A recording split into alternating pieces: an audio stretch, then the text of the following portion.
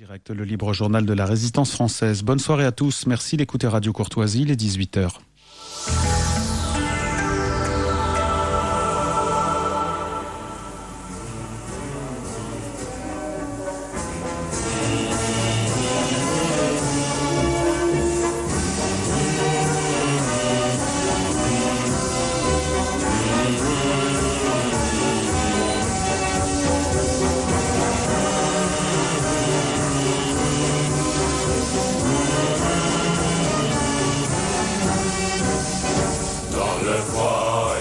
Ici Radio Courtoisie, la radio libre du pays réel et de la francophonie. Vous écoutez le libre journal de la Résistance française, dirigé aujourd'hui par Martin Pelletier, diffusé en direct mercredi 9 décembre 2015 de 18h à 21h. Il est diffusé en différé jeudi 10 dans la nuit de 2h à 5h, dans la matinée de 7h30 à 10h30, puis à la demande sur le site internet de Radio Courtoisie. Ce libre journal est réalisé par Franck. Vous pouvez intervenir au cours de cette émission par téléphone au 01 46 51 00 85, par télécopieur au 01 46 51 21 82 ou par courrier électronique en nous écrivant à courtoisie@radiocourtoisie.fr.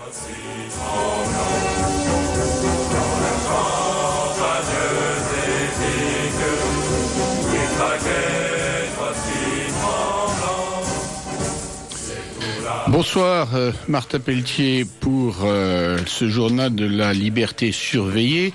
Je reçois ce soir Laurent Ozon. Bonsoir Laurent Ozon. Bonsoir. Alors Laurent Ozon, je me suis renseigné, c'est une personnalité très riche. J'ai lu même sa notice Wikipédia. Il a été, il y a longtemps, pompier de Paris. Il est chef d'entreprise, il dirige une entreprise d'informatique. Vous m'avez expliqué, mais je n'ai pas très bien compris. Et puis, vous faites également, vous êtes auteur, essayiste. Vous avez fondé un club qui s'appelle Maison Commune, qui est à la fois localiste, protectionniste et écologique. Vous avez dirigé longtemps, pendant 10 ans, une revue d'écologie. Et voilà, et nous allons parler ensemble, si vous le voulez bien, en parlant de vous d'abord, de deux choses ce soir. D'écologie, parce qu'il y a une très grosse actualité, la COP21, et puis également, parce que vous avez fait de la politique, il y a une autre actualité, c'est la situation politique française, notamment les régionales.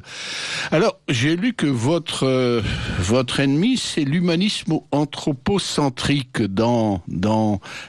comment dirais-je, sur Wikipédia, et que vous avez, votre qualité, je crois que c'est d'une grande qualité, c'est d'échanger avec des gens extrêmement différents les uns des autres, avec la nouvelle droite parfois, avec certains écologistes allemands indépendants de l'UOD. Alors quel est le concept, quelle est la cohérence de tout ça ? Alors, la notice à laquelle vous faites mention est peut-être pas tout à fait à jour, mais enfin, on va dire que d'une façon générale, dans le travail que je fais dans mes centres d'intérêt depuis longtemps, j'ai été amené par mon histoire personnelle et par mes centres d'intérêt à établir des contacts, à échanger avec des gens d'horizons variés. J'ai commencé ma vie militante comme militant écologiste dans les Pyrénées, dont ma famille est originaire, et donc je ne suis venu à la politique que très tard en fait. Je suis fondamentalement à la base un militant, quelqu'un de passionné par les problématiques écologiques, non pas au sens bien évidemment où l'entendent les médias ou les Verts, Europe Écologie Les Verts sur ce sujet-là, mais de façon... Vous avez commencé avec qui ? Avec Vechter ? Avant de connaître Vechter, j'étais un militant de terrain, j'étais un naturaliste de terrain qui aimait aller en montagne observer les gypaètes dans les montagnes, et donc j'étais surtout dans un environnement qui est l'environnement des gens qui aiment la nature. Qui aiment la nature, qui vivent dedans, qui essaient d'y passer du temps, qui s'intéressent aux espèces, concrètement, et donc qui n'ont pas une vision, intellectuelle ou citadine, en quelque sorte, des thématiques abstraites de l'écologie, même si elles m'intéressent aussi, mais plutôt au départ une vision très tripale, en quelque sorte, de l'écologie. Oui, voilà, je dis tripale parce que pour moi c'était cela, c'est-à-dire que c'était avant tout d'abord aussi une émotion et quand vous avez 16-17 ans, vous quand vous vous engagez, vous ne vous engagez pas pour des idées ou pour des théories qui sont éternellement grises, comme l'a bien expliqué Goethe il y a quelques siècles, mais qui sont très concrètes, qui vous touchent au plus profond de vous. Et donc les oiseaux au départ? Non, pas spécialement les oiseaux, d'une façon générale le monde sauvage, c'est-à-dire la vie non humaine sur Terre, celle qui est autour de nous et qui cherche, qui continue à vivre autour de nous et qui a beaucoup de choses à nous donner, à nous apprendre encore. Est-ce que vous êtes d'accord avec l'affiche qu'on voit dans le métro en ce moment, la nature n'a pas besoin de l'homme et l'homme a besoin de la nature? J'ai pas vu cette affiche dans le métro parce que je prends plus le métro aussi souvent que possible depuis que j'ai été pompier de Paris. Ça me rappelle des mauvais souvenirs. Et pour ce qui est de cette affiche, elle dit une vérité, c'est que effectivement, notamment par exemple au travers des problématiques de transformation, puisqu'on va parler probablement de la COP21 et donc des questions climatiques, etc. Il y a une question qui se pose toujours et qu'il faut, je pense, qui me rappelle une évidence, c'est que ce qui est en cause, ça n'est pas la Terre elle-même, mais la vie sur Terre elle-même. Ce qui est en cause, peut-être, en tout cas pas forcément sur les questions climatiques, mais sur un grand nombre de choses, enfin sur les problématiques écologiques, c'est l'habitabilité de la Terre pour des humains qui veulent encore se considérer comme tels, c'est-à-dire ne vivant pas comme des termites dans une termitière, voilà. Et donc c'est la question de l'habitabilité de la Terre, du rapport des sociétés humaines, des individus aussi, des familles, avec le monde autour de nous, le monde qui respire autour de nous, et c'est cette question-là à laquelle s'intéresse l'écologie. En tout cas, c'est une émotion de départ qui a suscité chez moi beaucoup d'engagement, oui. Alors, vous avez parlé de la COP, et évidemment, vous avez raison, on va y venir. La COP 21, ça a été présenté comme un événement mondial. Il y a tout un tralala de sécurité qui est fait autour, énormément de communication. Et pourtant, au fil des travaux, je sais pas, on n'a pas toujours l'impression que, rien que pour s'en tenir à l'effet de serre, tout est bien pris en compte et que comment dire, ça accouche d'une souris, la montagne accouche d'une souris. C'est vrai, c'est faux? Quelle est votre opinion là-dessus? Il y a plusieurs choses il y a plusieurs questions en fait. Première chose, c'est le déploiement de moyens et le caractère très impressionnant, très international, très important de cette grand-messe. Donc ça, c'est une chose. Effectivement, pourquoi est-ce que c'est devenu quelque chose d'aussi important? On pourra peut-être en parler. De savoir de quoi ça va accoucher. Bon, effectivement, on peut déjà, au vu en tout cas des textes qui ont été présentés cet après-midi, penser que ça va pas accoucher de grand-chose dans la mesure où évidemment la question des transports est quasiment ignorée. La question notamment, par exemple, de l'élevage industriel qui représente à peu près 15% des émissions de gaz à effet de serre dans le monde, évidemment ne les intéresse pas non plus. Et quand vous mettez de côté la question des transports et la question de l'élevage industriel, pas mal. Bon, voilà. Donc, il y a évidemment d'autres raisons de s'intéresser à cette question-là. Il y a en tout cas des intérêts croisés. C'est pour ça que ça intéresse tout le monde. C'est parce que chacun vient. Et quand je dis chacun, ce sont les ONG, mais les États surtout. Chacun vient chercher en quelque chose de différent dans cette grand-messe et vient défendre ses intérêts ou en tout cas vient poursuivre des objectifs. Et je crois qu'il est important de mettre un peu la lumière là-dessus, c'est-à-dire de montrer que derrière l'apparente, je dirais, le caractère apparemment très consensuel ou très positif de tout cela, il y a des rapports de puissance extrêmement importants, c'est-à-dire il y a des tensions de puissance et des intérêts contradictoires extrêmement violents, extrêmement durs, qui ont des implications et qui pourraient même avoir des implications extrêmement dures pour notre avenir, et c'est peut-être pour ça qu'il faut en parler. Eh bien, j'ai même pas besoin de poser les questions, parce que vous les posez vous-même, justement, on va parler de ces intérêts. Alors, juste avant les États, on va parler des ONG. Quels sont les intérêts des ONG en général, et peut-être de certains types d'ONG plutôt que d'autres, voilà. Les ONG, c'est un terme générique pour désigner en fait des structures non gouvernementales, donc comme l'acronyme l'indique, qui ont parfois des intérêts, qui défendent parfois les intérêts de certains États ou parfois les intérêts de certains lobbies ou de certains intérêts économiques. Alors tout de suite des noms dessus, parce que voilà. Non, parce qu'il y a des centaines d'ONG. Alors pas les noms, mais des groupes il y a des ONG qui défendent, par exemple, les intérêts des États-Unis, par exemple. C'est vrai, c'est pas vrai?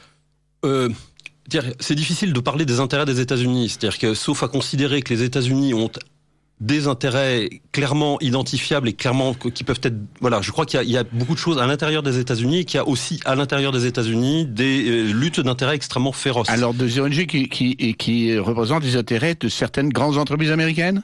Oui, on peut dire ça. Il y a des ONG qui défendent les intérêts d'entreprises américaines, des intérêts qui défendent des entreprises chinoises. Oui. Il y a des ONG qui défendent des groupements industriels ou éventuellement des ligues industrielles. Il y a des ONG idéologiques qui défendent des points de vue, c'est-à-dire des par causes. Exemple. Il y a aussi des ONG qui défendent la cause des animaux, par exemple, ou de la défense des animaux. Il y a WWF, dont vous avez certainement entendu parler. En fait, il y a des centaines d'ONG, mais il faut être très clair avec vous. Le boulot de ces ONG, enfin l'importance de ces ONG dans ce qui est en train de se passer à la COP21 est quand même très relative. Dans l'espace bleu, qui est l'espace de conférence, ce sont les personnes autorisées par l'ONU, donc qui peuvent assister à ces débats, et ce sont les États aujourd'hui qui pèsent dans les débats, puisque aujourd'hui la COP21 est devenue en quelque sorte une gigantesque foire d'empoigne à prétention écolo-humanitaire, qui n'est en fait que, je dirais, qu'une trappe qui s'ouvre sur un océan rouge, rouge sang, c'est-à-dire rouge de tous les cadavres qui ne manqueront pas d'arriver, qui ne manqueront pas de se trouver dans cette gigantesque foire d'empoigne, puisque malgré l'apparence, je dirais, caractère très consensuel, on parle de climat, on parle de sauver les animaux, on parle de défendre la nature, on parle de maîtriser les migrations, etc. Tout ça a l'air très sympa. En tout cas, ça a l'air très positif, mais on sait très bien que les implications croisées, c'est-à-dire les intérêts défendus, quand vous êtes un peu comme, ce sont un peu des gens qui sont comme votre technicien derrière sa table de mixage pour régler le son en fait de votre émission.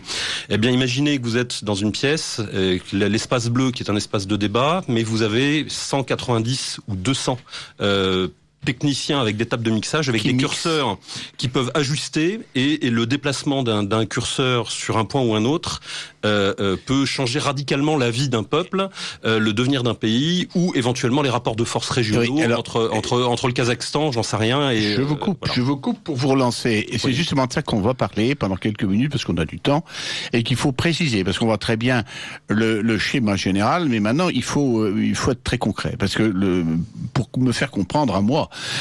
Alors, quels sont les intérêts ? Faites-moi un scénario avec quelques intérêts qui se chamaillent et quelles peuvent être les conséquences. On peut faire une liste d'objectifs ou d'intérêts croisés dans des acteurs de puissance mondiaux autour de la COP21. Je vais les passer, je vais vous en jeter comme ça en l'air.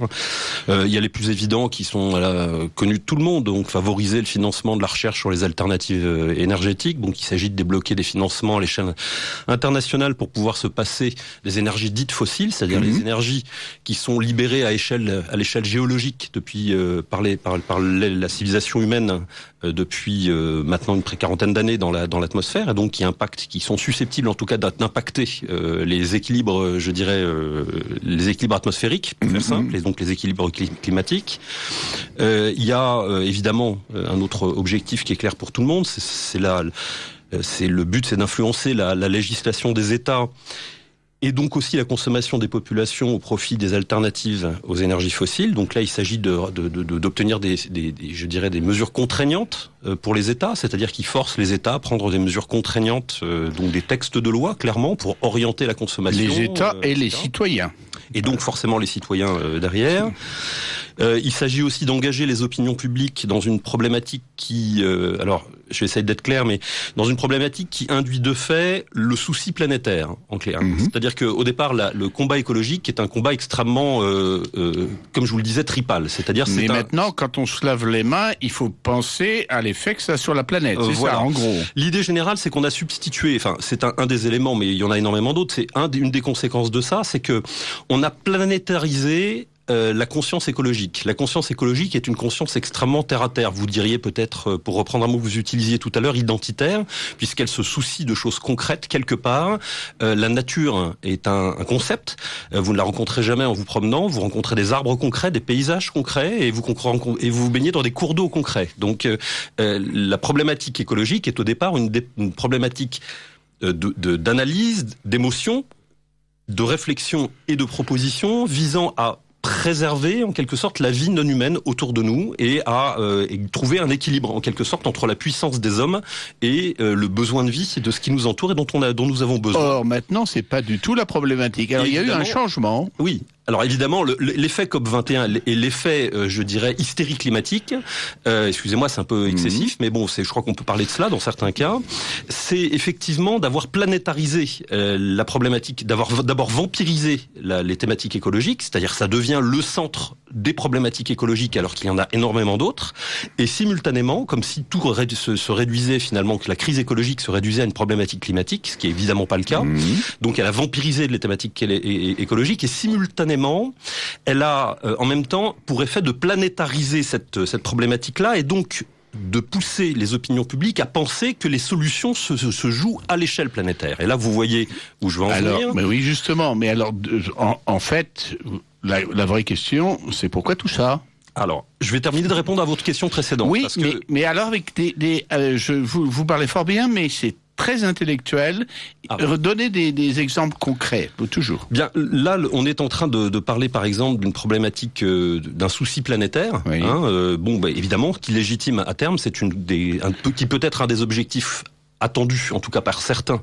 Ce qui n'est pas forcément tous les acteurs, mais par certains, c'est de faire accepter des mesures contraignantes aux États et de légitimer une gouvernance mondiale, puisque d'ailleurs le fondateur l'un des premiers dirigeants c'est du GIEC a expliqué que si on n'avait pas pu avancer, c'est précisément qu'il n'existait pas de gouvernance mondiale. Et donc, de fait, si la problématique est internationale, ce qui est induit par là, c'est que les moyens d'agir et de prendre des décisions et de les faire appliquer, surtout, c'est de mettre en place en fait un outil de gouvernance mondiale pour veiller à l'ajustement et à la bonne réalisation des objectifs qui sont définis, notamment par la COP. Ça a été d'ailleurs, je coupe, ça a été dit plusieurs fois par des gens aussi éminents que Michel Rocard, François Mitterrand, etc., depuis 1992. Oui, alors on voit ce qui se profile derrière, c'est-à-dire la mise en place d'une diplomatie d'ingérence à prétention climatique et écologique, qui permettra demain d'intervenir en quelque sorte, d'exercer une puissance collective entre guillemets sur les États récalcitrants ou sur des groupes ou sur des individus. Voilà, et de mettre en place en quelque sorte demain et ça sera d'autant plus dur d'ailleurs, et ça pourrait être d'autant plus dur que l'enjeu est présenté comme vital et urgent. Et je vous coupe encore pour vous raconter une autre affiche dans le métro qui va dans votre sens.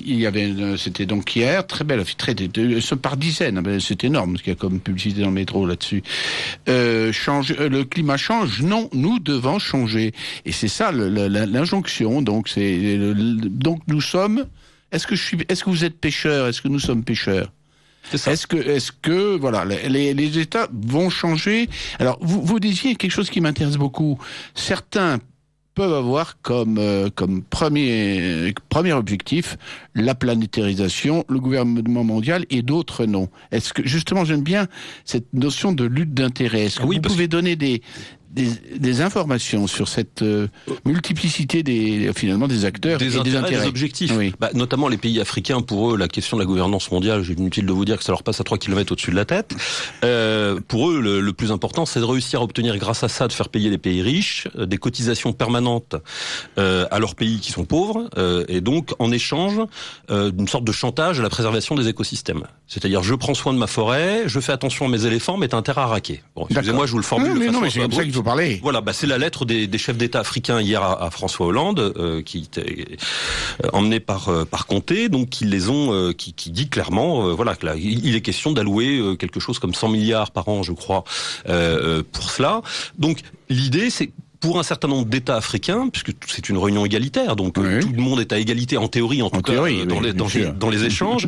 Et donc l'intérêt pour ces pays-là, c'est d'obtenir clairement une forme de subvention, de cotisation en quelque sorte permanente des États riches du Nord vers eux, en échange en quelque sorte de la préservation des écosystèmes. Ça fait cher l'éléphant quand même, mais c'est pas mal. Voilà, donc c'est une forme de chantage, soyons très clairs, mais voilà, on sait qu'ils savent que les opinions publiques occidentales sont très sensibles à ces questions-là, donc voilà, et ils savent aussi que c'est une façon d'exercer un chantage moral et d'obtenir des subsides conséquents pour demain. Chantage moral et peut-être aussi un chantage sécuritaire. Ça veut dire que, bon, si vous me donnez pas mal d'argent, on pourra peut-être éviter aussi les migrants climatiques plus tard. Oui, alors... le chantage est devenu une forme de diplomatie habituelle de ces pays-là, de toute façon. Donc, ils le font sur le terrain du climatique. Si demain, ils pourront vous dérouler à peu près la même logique argumentaire sur la question des migrants, en vous expliquant qu'ils ont besoin, pour pouvoir fixer les gens, ils ont besoin de toujours plus d'argent, évidemment. Je veux pas rentrer dans le débat parce que ça nous emmènerait peut-être tout aller loin, mais voilà un des objectifs croisés d'autres types d'États dans cette. Est-ce que je peux continuer justement, on peut faire d'autres États, la Chine, par exemple. C'est une des questions qu'on se pose toujours. La Chine, parce que on peut partir des États ou on peut partir de groupes d'États. Alors, je vais vous donner un autre exemple. Il s'agit aussi pour un certain nombre d'États de modifier des équilibres de puissance internationaux et régionaux. Par exemple, en affaiblissant les pays dont le PIB dépend beaucoup de l'exportation d'énergie fossile. Par exemple, le Venezuela, qui est assez peu chaud pour la COP21, inutile de vous le dire. Pourquoi ? Parce que l'essentiel de son produit intérieur brut dépend de l'exportation du pétrole. Donc, évidemment, si demain des mesures contraignantes sont mises en place au niveau international et qu'elles ont un effet sur le cours éventuellement du pétrole, cours à la baisse, éventuellement, ça affecte évidemment la monnaie de change internationale, le pétrodollar, donc conséquences économiques potentielles, conséquences sur la croissance des pays industrialisés positives plutôt, puisque le coût de l'énergie diminue, et conséquences extrêmement négatives pour les pays producteurs de pétrole. Donc, un phénomène de déséquilibre. En renforçant en fait aussi, ça peut être un objectif, l'importance de ceux qui détiennent des matériaux, les terres rares ou des minerais qui sont indispensables au développement des énergies fossiles, puisque des énergies alternatives. C'est-à-dire que en limitant, en voulant décarboniser en quelque sorte, décarboner la production énergétique, vous développez donc, vous faites appel le photovoltaïque ou l'éolien ou et surtout au nucléaire. Et donc les intérêts nucléaires voient d'un très bon œil des mesures anti-carbone et anti-énergie fossile, évidemment. Les groupes où les États en avance sur ce terrain les voient d'un bon œil aussi, et évidemment les États qui détiennent, par exemple, non pas des monopoles, mais ont des positions dominantes, par exemple dans la fourniture de cadmium ou de terres rares d'une façon générale, comme la Chine notamment, qui sont indispensables à la production pour l'instant encore indispensables à la production de cellules photoélectriques, ou de minerais, par exemple l'uranium, dont les ressources sont assez inégalement réparties dans le monde, va considérablement modifier les rapports de force régionaux. Et par alors là, exemple, vous pensez à quels États ? L'Australie, le Kazakhstan, le Canada, la Russie. C'est-à-dire, voilà, vous avec ces 4 États-là, vous avez près de 60% de la production du potentiel, en fait, des ressources d'uranium dans le monde. Les autres sont le Niger, etc. Donc, évidemment, quand vous créez une pression, en quelque sorte, pour modifier les logiques énergétiques, pour des raisons vertueuses ou non, on pourra parler tout à l'heure de savoir si effectivement il y a un vrai sujet. Vous modifiez de fait, vous pouvez modifier les rapports de force, et donc chaque État vient aussi, pas totalement désintéressé, défendre ses propres intérêts parfois. Et donc vous avez par exemple le Venezuela qui renacle, mais vous avez le Kazakhstan qui pousse à la roue, parce que le Kazakhstan sait très bien que le développement des énergies alternatives, et en particulier du nucléaire, lui profitera très probablement assez largement. En tout cas, il a la possibilité de s'y adapter. La Russie, qui est un gros exportateur de pétrole, et par ailleurs détient des ressources très importantes, en particulier en uranium, etc., du gaz aussi, et donc a en quelque sorte des alternatives de ce point de vue-là. Et donc assez neutre. Disons qu'elle a des intérêts pour tout le monde. Elle a des intérêts contradictoires, on va dire. Voilà. Et c'est le cas des États-Unis aussi d'ailleurs, puisque vous avez en fait les lobbies pétroliers américains comme Exxon. Ils sont très forts.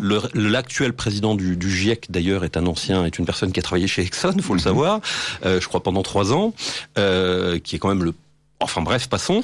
Non, mais c'est intéressant parce que c'est souvent le cas. Maurice Strong, qui était un des gourous de ce genre de business écologique, était aussi un type qui venait de l'industrie pétrolière. C'est pas forcément contradictoire. C'est pas forcément contradictoire. Mais, dans d'autres domaines, par exemple, comme les organismes de protection de consommateurs au niveau européen, où vous avez des personnalités qui sont de fait liées à un certain nombre de lobbies agroalimentaires, c'est quand même déjà beaucoup plus problématique. Mais bref, on va évidemment pas rentrer dans le détail. Mais pour revenir à votre question des intérêts croisés, certains pensent au contraire que ce type de conférence, et la Chine à mon avis y pense beaucoup, que ce type de conférence est susceptible en quelque sorte de légitimer des institutions internationales comme l'ONU notamment, et des ces déploiements des logiques en quelque sorte plus égalitaires en termes de relations entre États, et donc de favoriser une transition vers la multipolarisation du monde. C'est-à-dire que pour les Chinois et pour d'autres États qui sont objectivement un peu écrasé par la logique, la narration générale, la narration occidentale dans le monde, il y a là aussi peut-être l'occasion de faire entendre la voix de ceux qui sont un peu privés de parole à l'échelle internationale, et peut-être d'obtenir des accords qui soient des accords demain plus égalitaires, en tout cas qui aient pour effet de remettre en quelque sorte la diplomatie internationale au sens des idéaux initiaux de l'ONU dans le... Donc ça c'est exactement le symétrique voilà, très bien. Voilà. Alors, vous en avez d'autres? Oui, bien sûr. Il y a des tas de raisons, en fait. Bon, on peut remettre aussi, on peut évidemment, l'effet, je vous l'ai dit tout à l'heure, c'est de favoriser le nucléaire. Donc, évidemment, tous les moyens ou tous les États qui sont en avance, soit parce qu'ils sont producteurs d'uranium, soit parce qu'ils détiennent des réserves d'uranium, soit parce qu'ils sont en avance sur ces technologies-là. Vous pensez à la France, à un certain nombre de grandes entreprises françaises. Oui. Et autres qui ont parfaitement intérêt effectivement à voir se développer ce discours et ces initiatives, parce qu'évidemment le nucléaire est actuellement la seule alternative lourde, rapide à la transition énergétique.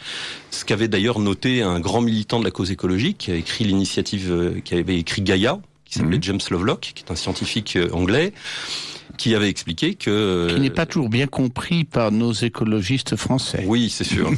Et cet homme avait bien vu... En fait, parce qu'il faut que vous l'expliquiez, parce que quand maintenant les gens parlent de transition énergétique en France, sous l'effet du discours de Mme Duflot, de Mme Cosse, ils imaginent au contraire qu'il s'agit de faire du vélo dans son appartement pour produire l'électricité et supprimer le nucléaire. C'est comme ça que c'est compris.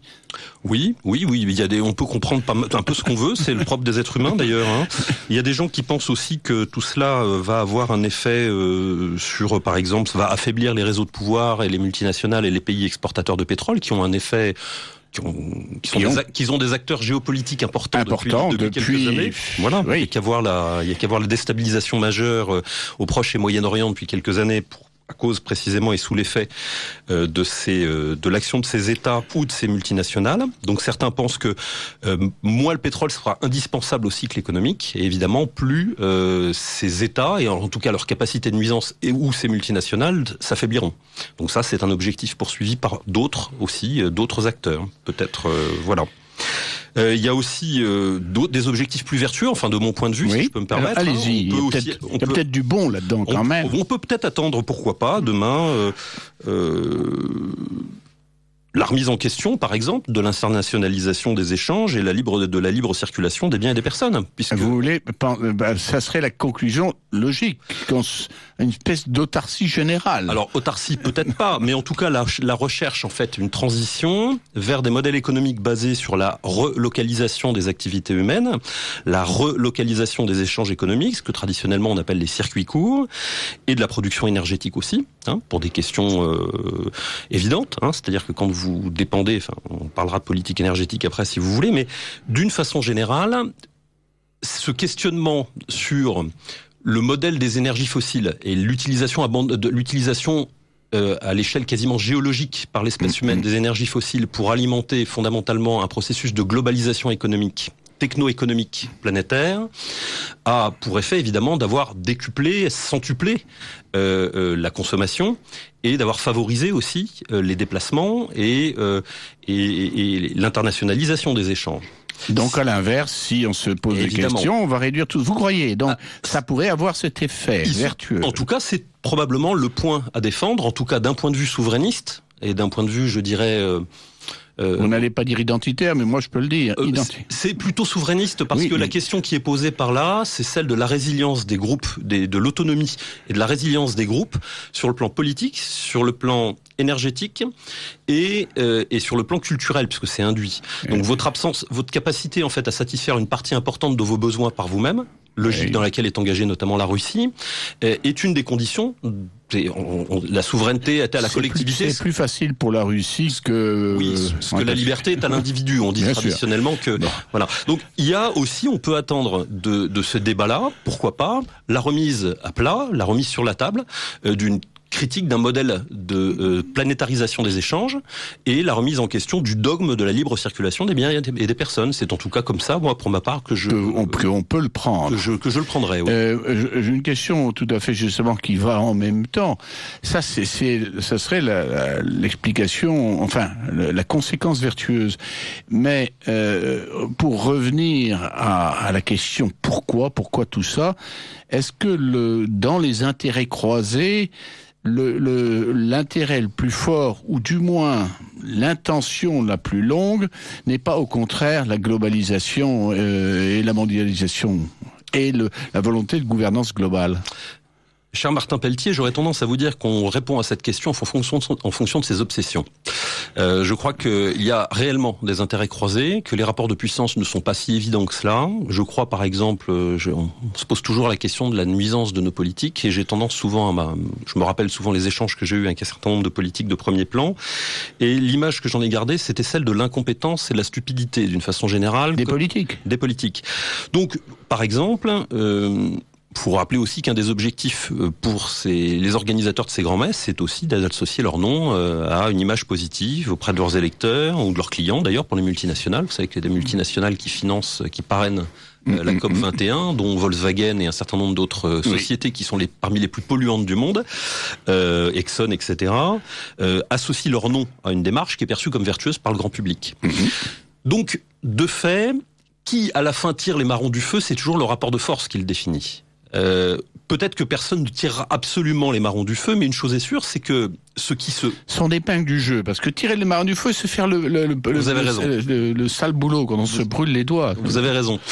Disons que il n'est pas sûr du tout que l'argument globaliste à notre époque, c'est-à-dire la mise en place d'institutions internationales sous le contrôle occidental, ou enfin en tout cas sous contrôle de l'État profond américain, etc., soit réellement en position de force. Il n'y a qu'à voir par exemple les positions contradictoires de John Kerry et de François Hollande sur ces questions-là. François Hollande étant dans la tambouille, je dirais, bien pensante, et John Kerry ayant en disant qu'il faudrait qu'il y ait des dispositions contraignantes soient votées. Alors que John Kerry s'y refuse évidemment absolument quand on connaît le poids des lobbies et des entreprises multinationales dans le domaine de l'énergie aux États-Unis, et leur poids sur la politique américaine, notamment chez les conservateurs, chez les républicains. On se doute que ça va pas être très simple à faire passer. Donc, je ne crois pas... Donc le pire n'est pas toujours sûr. Je ne crois pas que le pire soit certain. Je veux simplement considérer, je voudrais simplement qu'on ait un point de vue un peu distancié en se disant que c'est de toute façon la restitution de la foire d'Empagne, des rapports de force qui se jouent dans d'autres domaines, se jouent aussi là, et que là encore... des politiciens ou des hommes politiques qui cherchera à défendre une vision alternative ou tirerait des enseignements ou souhaiterait apporter une contribution constructive en quelque sorte à ces débats, pourraient tout à fait faire entendre une voix souverainiste, localiste, écologiste dans le capharnaüm de la COP 21 ou de la COP 22 ou de la COP 23. Très bien. Je rappelle aux auditeurs que ils sont sur Radio Courtoisie, qu'ils écoutent le libre journal de la liberté surveillé de Martin Pelletier, et que mon invité ce soir, Laurent Ozon, essayiste, chef d'entreprise et écologiste. Et on va continuer un petit peu sur la COP 21, parce que tout à l'heure, vous avez parlé de la vampirisation de l'écologie et de la réduction une problématique assez complexe à un seul point, le climat. D'abord, quels seraient selon vous les points d'écologie importants à traiter en dehors du climat aujourd'hui? Parce que c'est vrai que tout est réduit au climat. Faites-en une liste brève. Le climat n'est pas une problématique, c'est une finalité, en fait. C'est-à-dire que l'ensemble des thématique écologique est reformulée avec pour horizon, comme objectif, des résultats sur la limitation à 2 degrés de l'évolution de l'augmentation des températures, tel que le GIEC évidemment l'exprime. Bref, on va dire que l'objectif climatique est devenu en quelque sorte le seul dont on parle. L'urgence, voilà, la passion universelle qui légitime objectivement parfois des excès, évidemment, des messes comme celle à laquelle on assiste actuellement, mais des grands-messes, pardon, pas des messes évidemment, des grands-messes comme celle à laquelle on assiste J'espère actuellement. Bien. Oui, mais aussi des comportements qui sont à la limite de l'hystérie collective parfois, pour ne pas parler des débats scientifiques qui sont là aussi réduits avec des comportements, en fait, on a une sorte de comportement des médias ou on va dire des nœuds de pouvoir qui ne veulent pas que l'on continue à débattre pour savoir si l'évolution du climat constatée depuis 40 ans a pour cause les activités humaines, et notamment son utilisation à l'échelle géologique des énergies fossiles, ou s'il y a d'autres éléments. En quelque sorte, toutes ces questions-là sont enterrées sous un monceau sous l'urgence. Sous l'urgence, avec une ardente obligation, celle de ne pas dépasser les 2 degrés, pardon. Voilà. Alors, mais justement, la question la plus simple qui me vient à l'esprit, d'abord, c'est depuis combien de temps constate il faut aller dans le simple, une augmentation de la température, et deuxièmement, est-ce que tous les scientifiques sont d'accord d'abord pour leurs mesures et ensuite pour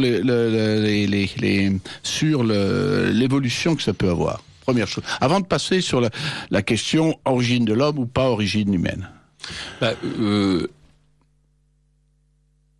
La mathématisation des données et des modèles climatiques depuis que l'on est capable de prélever des données, puisque quand vous mathématisez, quand vous créez des scénarios climatique pour essayer de voir comment ça va évoluer, vous faites rentrer des données dans la machine. Et à partir de là, il y a des modèles qui se dégagent, etc. Donc si on le fait, bien on s'aperçoit qu'effectivement, il semblerait qu'il y ait une évolution climatique. Évolution considérablement limitée ces 10 dernières années. La dernière décennie était beaucoup plus froide qu'elle n'avait été annoncée au départ, même s'il y a une augmentation de température, elle est beaucoup plus faible que celle qui était initialement prévue. Mais globalement, il semblerait qu'effectivement, il y ait une tendance au réchauffement. Depuis 1850. Depuis une quarantaine d'années, effectivement. Oui, mais le départ, c'est bien 1850, la fin du petit âge glaciaire. Bien, on ne dispose pas de données susceptibles d'être mathématisées de façon efficace, scientifique, qui datent de 1850, inutile de vous le dire. On a quelques données, mais voilà. Bon. Je ne suis pas moi-même spécialiste du climat, donc il y a des vrais spécialistes sur ces questions-là, mais ce qui se dégage globalement du GIEC, le GIEC n'est pas un lieu de recherche. Non. Le GIEC est un endroit où on fait la synthèse des publications des spécialistes et des scientifiques dans le monde, et il semble quand même se dégager, et ça c'est je crois à peu près objectif, il semble se dégager une nette majorité chez les scientifiques qui étudient ces questions-là, visant la majorité de ces scientifiques, pensent que l'homme est je dirais le principal responsable de cette évolution de climat. Oui, mais alors là, il faut tout de suite parler du GIEC quand même. Le GIEC, oui. Effectivement, c'est comme en français maintenant on dit panel, quoi. Enfin, c'est un ensemble de gens qui ne sont pas toujours scientifiques pour faire. Ce sont d'abord ils sont nommés par des politiques. C'est ça qui est intéressant. Ils servent d'autorité scientifique aux politiques, mais ils ont été nommés par des politiques. Et ils font, comme vous le dites très justement, une synthèse ou une recension des études. Mais est-ce que cette synthèse ou cette recension est une recension ou une synthèse parfaitement scientifique, ou est-ce qu'elle est orientée là-bas? C'est une vraie question. Vous avez peut-être lu Drieux, Gottfriedi ou d'autres auteurs sur cette question, qui ne semblent pas... Moi, je pose des questions parce que je n'ai pas d'opinion tout à fait tranchée.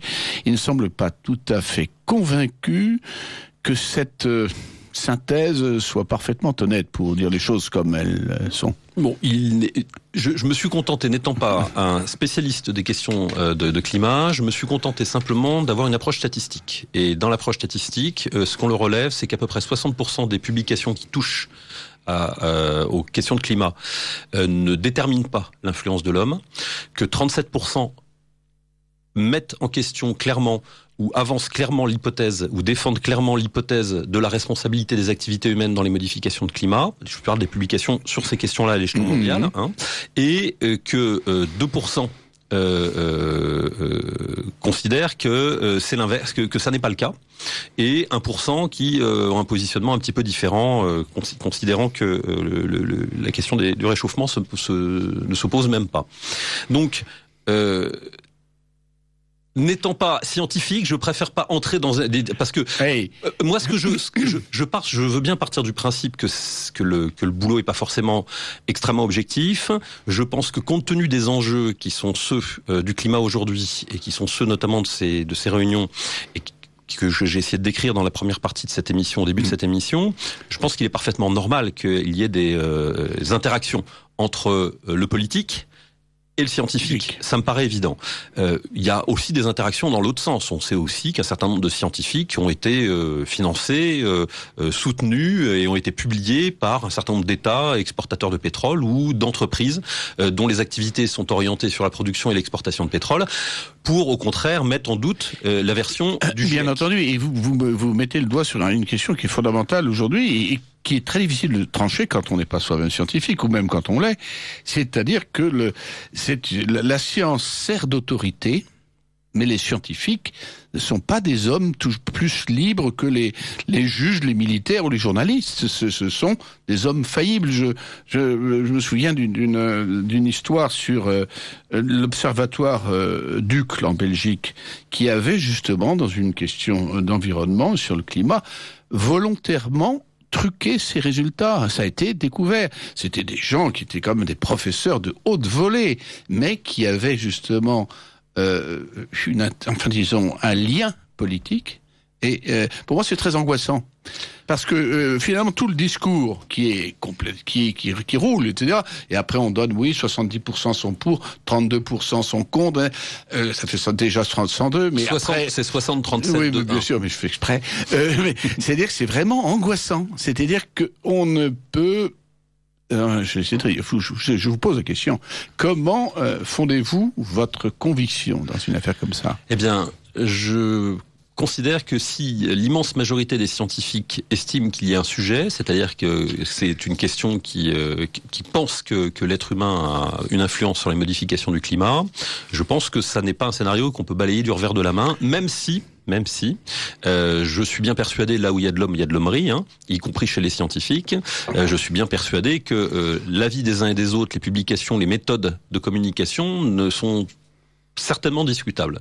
Je pense que j'ai vu fonctionner ça dans des associations qui poursuivaient des objectifs beaucoup plus modestes, parfois avec 10, 30, 50, 300 personnes, avec des gens qui avaient les mêmes intérêts. J'ai vu aussi des comportements de pouvoir, c'est-à-dire des comportements peu objectifs dans le fonctionnement des hommes entre eux, dans des associations totalement désintéressées comme des associations d'écologistes. Il n'y a pas de raison que ça n'existe pas lorsque c'est le GIEC et que ça intéresse des problématiques qui ont autant d'importance. Autant d'importance, à la fois politique, économique. Bien évidemment. Voilà. Donc, je dirais, j'ai un raisonnement pour l'instant statistique. Je me contente de poser les questions en termes politiques, c'est-à-dire en termes de rapport de force. Je voudrais simplement que nous disposions, et si j'étais en situation de pouvoir le faire, je débloquerais certainement les moyens pour que nous puissions avoir, que la France et nos partenaires aussi européens puissent disposer d'informations objectives, de leurs propres sources d'informations objectives sur ces questions-là, éventuellement pour aller dans le sens des travaux du GIEC ou au contraire pour peut-être les contrebalancer. Je pense que la recherche d'une façon générale et le débat en sciences est évidemment la clé de toute démarche qui ne soit pas scientiste mais qui reste scientifique, c'est-à-dire évidemment la réfutabilité des thèses, des hypothèses. Tant qu'on en est là, ça ne me pose pas de problème. Et si aujourd'hui, effectivement, une large majorité se dégage, je pense que ça vaut au minimum le coup d'en parler.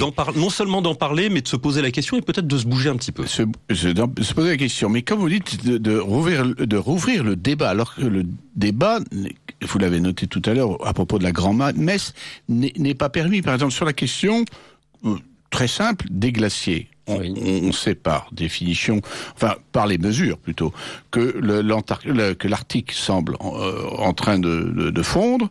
On croit savoir aussi, mais on en parle beaucoup moins, que l'Antarctique était au contraire 7 ans plus tôt. Encore faudrait-il le préciser. Il y a deux formes de contestation aux travaux du GIEC. Oui. Il y a ceux qui estiment que le GIEC est alarmiste, excessif, et en plus est dans une démarche de type scientiste, c'est-à-dire et non plus scientifique, et donc remettent en question l'hypothèse même, la réalité même du réchauffement climatique, et secondairement, pour d'autres, remettent même en question le fait que l'homme en soit responsable. Ce sont deux aspects. C'est bien deux aspects différents. Et il y a aussi ceux qui critiquent le GIEC en disant le GIEC publie des données qui sont au contraire qui ne sont pas réalistes, parce que nous on constate une augmentation beaucoup plus importante, parce qu'on a constaté une augmentation du niveau de la mer chez nous beaucoup plus importante que celle qui est donnée. Bref, le GIEC ne va pas assez loin, ne publie pas toutes les bonnes données. Donc on va dire, d'un côté comme de l'autre, le GIEC est attaqué par des gens qui disent c'est beaucoup plus grave que ça et ça va beaucoup plus vite qu'on le dit, et d'autres qui disent tout ça est une fumisterie, on ne peut plus en parler. Et si je peux me permettre, il est probable que ces attitudes soient assez logiques à expliquer. Voilà. C'est-à-dire c'est-à-dire qu'il est probable qu'effectivement le GIEC, dans son approche statistique et globale de synthèse en quelque sorte des travaux scientifiques, ne puisse pas toujours rendre compte des éléments les plus perturbants, voire les plus excessifs des manifestations de perturbations climatiques, petit 1, et simultanément que, à cause de la pression politique internationale et des rapports de force qui sont induits par ces problématiques-là, le GIEC ne peut pas être en permanence dans le débat, comme on l'est beaucoup dans le monde écologique. Vous savez que c'est une spécialité des écolos de débattre tout le temps, et considère qu'il y a un moment, il faut peut-être, les politiques en tout cas, considèrent qu'il faudrait peut-être s'arrêter un petit peu de débattre tout le temps, mais qu'il y a un moment, il faut aussi donner des évidences, tracer des lignes et avancer. Et donc, est-ce qu'on peut reprocher aux uns de vouloir débattre davantage et de continuer à débattre ? Évidemment pas. Est-ce qu'on peut reprocher aux autres de dire tout ça ne va pas assez loin, vous êtes dans la moyenne, c'est beaucoup plus grave ici, c'est beaucoup plus grave là ? Je ne crois pas non plus. Oui, mais je reviens toujours à des choses très très simples. Quand on peut penser que c'est d'ailleurs très difficile, les mesures, c'est quelque chose. Alors là, pour en venir sur les questions techniques scientifiques, mesurer la température, c'est très compliqué. Hein. Bon, mais il y a des choses qui sont très simples. Les glaces. Est-ce que oui ou non, la glace en Antarctique s'étend, oui ou non? Est-ce que dans les glaciers des Alpes, est-ce qu'aujourd'hui vous avez sous certains glaciers des villages et des hameaux qui au XIIIe siècle étaient où on cultivait le blé, l'orge, etc. Oui, donc il faut quand même il y a bien montrer, des choses observables. Il y a des choses observables, et il y a d'ailleurs, c'est ce qu'on appelait l'optimum climatique du XIIIe. Bon, tout ça ça s'enseignait en histoire, en première année d'histoire, il y a 30 ans. Quoi. Donc ce sont des choses qui, me semble-t-il, sont volontairement passées sous silence, précisément pour qu'il n'y ait pas débat, pour qu'il y ait, comme vous disiez tout à l'heure, une grand-messe qui est tétanisante, qui empêche les gens de s'informer et de réfléchir pour justement, comment dirais-je, pousser la majorité des populations à avoir l'ardente obligation de ne pas prendre sa voiture. On a l'impression comme qu'il y a une manipulation. Non, vous ne le sentez pas, cette manipulation. Je comprends que vous le puissiez l'avoir comme ça, parce que à cause de beaucoup de choses, votre immunité, vos réactions immunitaires sont peut-être fortes. On parle parfois d'immunité aberrante pour certains types de pathologies immunitaires. Ah. Oui, vous savez, il y a des gens qui n'ont pas d'immunité, puis il y a des gens qui ont des immunités, c'est le marteau pour écraser le moustique. Oui, donc il y a deux façons de réagir excessivement à une attaque pour un organisme, c'est de pas réagir du tout, c'est pas de mal réagir, c'est de ne pas réagir du tout, c'est-à-dire de subir une maladie et de ne pas être capable de lutter contre, parce que le corps fait plus la différence entre le soi et le non-soi, donc c'est une pathologie immunitaire. Oui. Et puis il y a une façon excessive de réagir où effectivement là on fait plus la différence et tout y passe. C'est d'ailleurs ce qui est associé souvent aux maladies immunitaires, enfin auto-immunes. Auto-immunes. Pour revenir en fait à votre question, je pense que c'est une question de sensibilité. Si votre sensibilité a été heurtée violemment, et c'est peut-être le cas aussi d'une partie des gens qui nous écoutent ce soir, par les bobards à répétition ou le bourrage de crâne maléfique du système politique médiatique dans lequel nous vivons depuis de nombreuses années, alors tout ce qui se présente comme une évidence pour ces gens-là, pas pour les gens qui nous écoutent, mais pour les gens qui nous parlent à longueur de journée, qui parlent à notre place à longueur de journée, est forcément suspect. Et si c'est forcément suspect, ça veut dire qu'il y a forcément anguille sous roche, et donc, eh bien, on a envie d'aller y voir plus près et d'aller y voir plus loin. Je dirais que c'est bien d'utiliser son esprit critique pour le faire. Simplement, je crois que les problématiques de climat du GIEC sont un petit peu plus, enfin, un petit peu plus objectivables, franchement, que les crises d'hystérie de journalistes parisiens ou les besoins de se montrer. Je prenais justement l'exemple assez simple. C'est un marqueur qui est un bon marqueur, la glace, quand même, d'après les climatologues. Oui. Et là, il y a des choses. Je vous donner 2-3 exemples très simples pour montrer que justement ça n'est pas donné dans le débat alors que ça devrait l'être. Mais c'est donné dans le débat, évidemment. Mais très tardivement, par exemple, on a parlé pas mal sur les réseaux sociaux et un peu dans les médias. On a parlé de l'Antarctique, notamment de l'extension des glaces. Bon, cette information, elle était sortie il y a plus d'1 an et demi. Elle n'est vraiment sortie dans le débat qu'au bout d'1 an et demi. Et il y a donc une espèce de latence qui, à mon avis, n'est peut-être pas... vous pouvez penser que c'est l'effet du hasard. Alors, vous me mettez dans une situation inconfortable. Je ne voudrais pas me mettre en situation de défendre les théories climatiques officielles, parce que ça n'est pas... Ce que vous faites. Non, je ne suis pas du tout dans cette logique-là. Je considère que la majorité des gens qui s'expriment sur ces questions-là dans le monde, et on n'a pas affaire à une communauté de bobos qui se réunissent dans les restaurants le soir, mais à une communauté scientifique mondiale qui est quand même objectivement en prise avec le GIEC, et que l'immense majorité de ces gens pensent qu'il y a un sujet et pensent que c'est le cas. Et je doute fort que les données que vous mentionnez sur l'évolution des glaces en Arctique leur échappent. Donc, je vois bien aussi pourquoi il faut regarder tout cela avec méfiance, et je vois bien aussi pourquoi il faut être attentif et se révolter lorsqu'on veut nous imposer ou nous visser dans la tête des évidences qui ont été mal démontrées. Donc, encore une fois, j'essaie simplement d'être sur le registre de l'observateur des situations. Je ne suis pas scientifique. Si j'étais scientifique, je pourrais vous défendre un point de vue scientifique. Je ne le suis pas, donc je me contente de vous dire que c'est un sujet, que ça existe. Une approche statistique. J'ai une approche statistique. Si c'est un sujet et que c'est un sujet pour la majorité des scientifiques et que c'est un sujet pour la communauté politique mondiale, ou en tout cas pour les puissances mondiales, alors je considère qu'il faut en parler, il faut participer aux échanges et aux débats. Si demain un parti politique, s'il y avait une alternance politique en France et que ce parti politique devait se positionner par rapport à ces événements, je doute fort que le point de vue climato-sceptique consistant à expliquer qu'on n'a pas mesuré le développement des glaces ou qu'on nous explique que ça se réchauffe alors qu'il y en a eu un hiver très froid, je doute fort que ça fasse sérieux dans des institutions internationales et en particulier au GIEC, où je vous assure que des milliers de publications scientifiques sont étudiées. Je ne vous dis pas que c'est une instance au-delà de tout soupçon, ça c'est évident, mais je pense qu'il y a quand même matière à se pencher sérieusement sur la question. Et autre question qui est liée, est-ce qu'il n'y a pas une, comment dirais-je, chronologiquement, une primauté du politique sur le scientifique? Je vous donne un petit exemple. Là, on parle d'urgence climatique, etc. Mais la première fois qu'un secrétaire général de l'ONU a dit « Nous avons 10 ans pour sauver la Terre », est-ce que vous savez quand c'était? C'était il y a plus de 10 ans. Non, c'était en 1969, c'était Utante. Et c'est toujours la même thématique. Oui. Et on a l'impression, en fait, vraiment, moi je comprends votre prudence, mais j'en ai l'impression quand même qu'il y a une volonté politique qui trouve une espèce de justification pseudo-scientifique à terme, alors qu'il y a des véritables problèmes écologiques, évidemment, qui n'ont rien à voir avec l'effet de serre, le réchauffement. Voilà. Et le nucléaire en est un. Mais il y en a plein. Mais c'est ça qui est étonnant. On a l'impression qu'on a remplacé l'étude des phénomènes d'environnement, qui sont complexes et qui sont intéressants, par la manipulation des grandes peurs globales. Voilà. C'est vrai. Voilà. Teddy Goldsmith, qui était un homme qui avait pourtant eu de très bonnes idées, qui était le frère du milliardaire anti-maastrichtien Jimmy Goldsmith, avait publié un livre il y a... Ça doit faire maintenant à peu près 18 000 jours, avait publié un livre qui s'appelait 5 000 jours pour sauver la planète. Voilà. Évidemment, on sait que l'argument de l'urgence d'agir est un argument fort. Qui peut y échapper? Je crois que personne ne le fait. Je crois que dans tous les domaines politiques, il y a des fois simplement où ça nous arrange de parler d'urgence ou d'exagérer un petit peu les données, et puis il y a des fois où ça nous ennuie. Bon, considérons que il faudrait pas trop en abuser, tout simplement.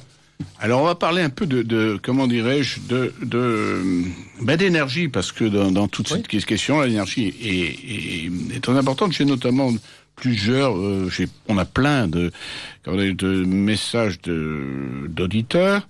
dont plusieurs parlent de l'énergie. Et il y en a un qui dit des choses très simples. Le nucléaire, c'est bien tant que ça n'explose pas.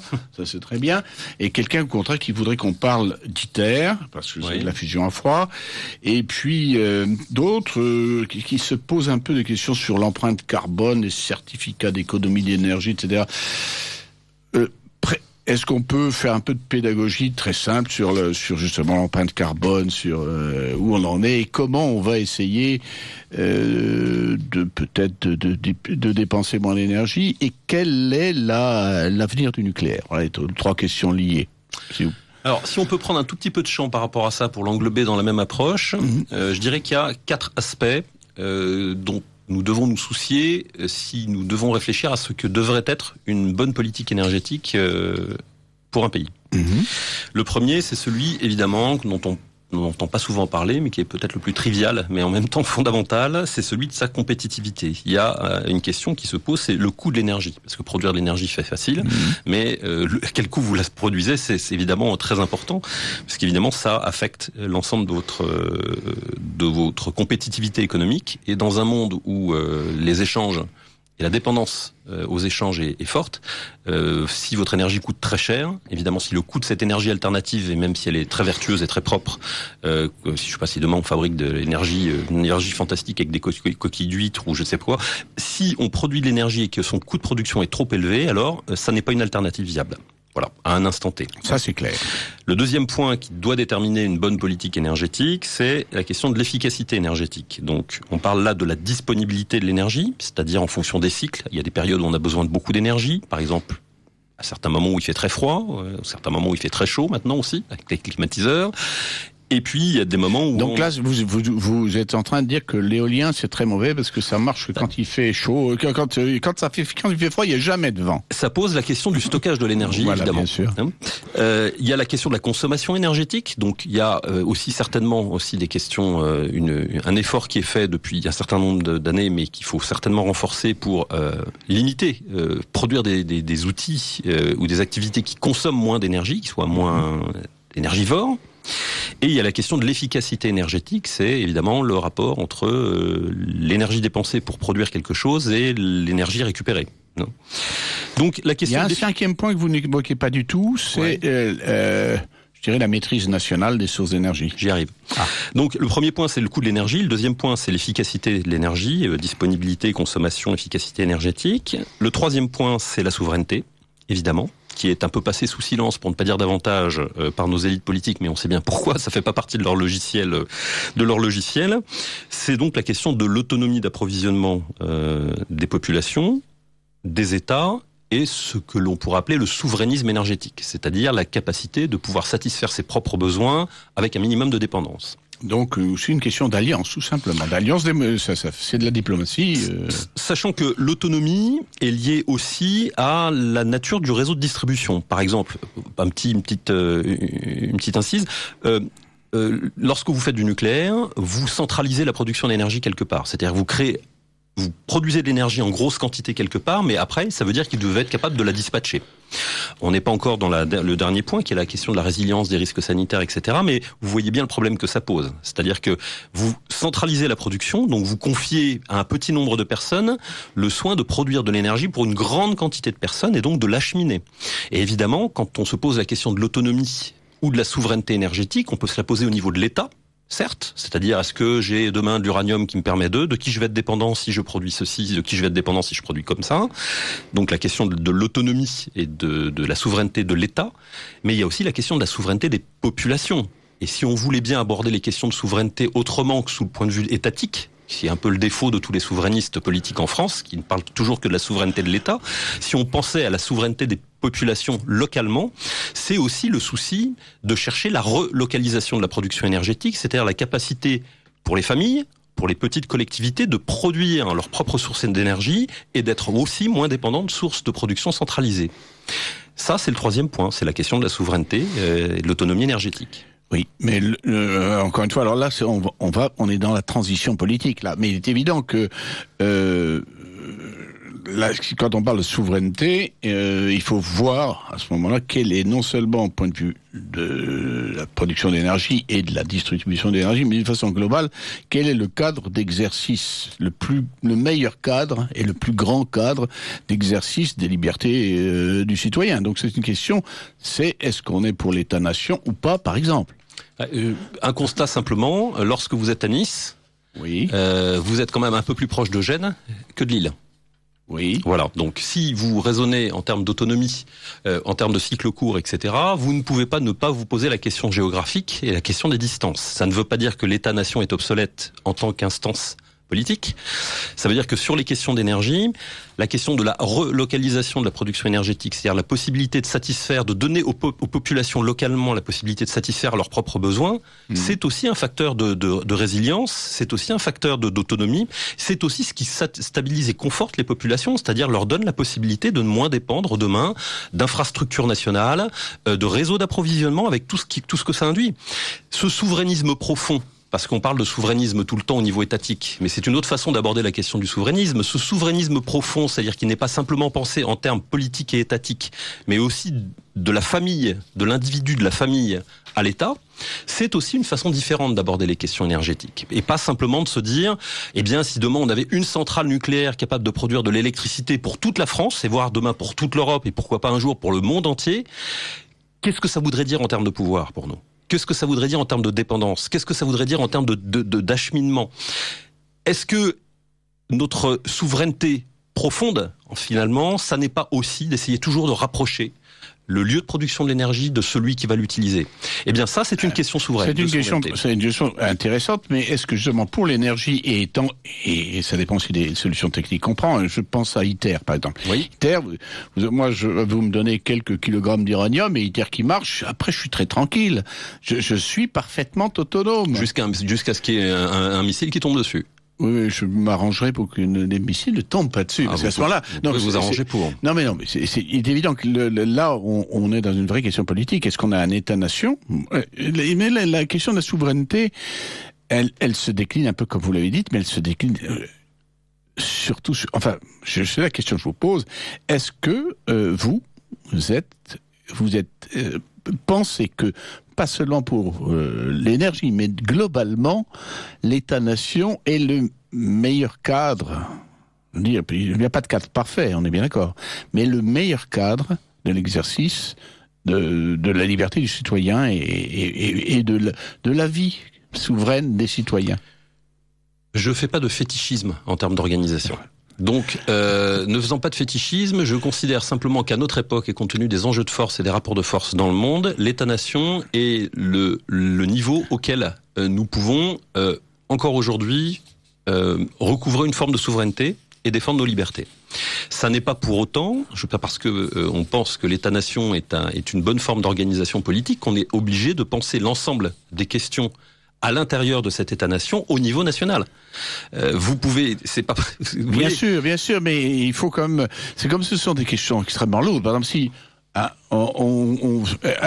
parlons d'ITER 2 secondes, parce que bon, il faut... Oui. Vous allez expliquer aux auditeurs ce que c'est qu'ITER. Mais là, ce sont des choses tellement lourdes, aussi bien au point de vue de la recherche qu'au point de vue de la sécurité, qu'il faut vraiment, justement, faire un arbitrage. Mais alors, qu'est-ce que c'est qu'ITER, d'abord ?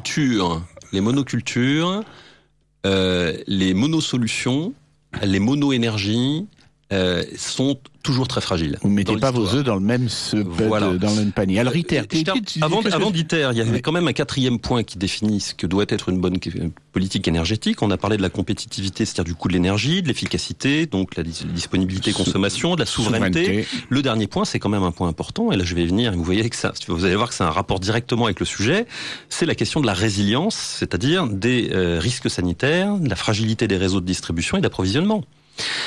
Si vous défendez demain si le territoire français ou demain européen, français, émaillé en quelque sorte de multiples sources de production d'énergie relocalisées sous le contrôle des communes ou de communautés de communes, etc., et que ce maillage demain permet d'avoir des production d'énergie et donc de limiter l'acheminement de cette énergie, c'est-à-dire les infrastructures avec tous les poteaux, machin, enfin bref, vous voyez ce que ça veut dire.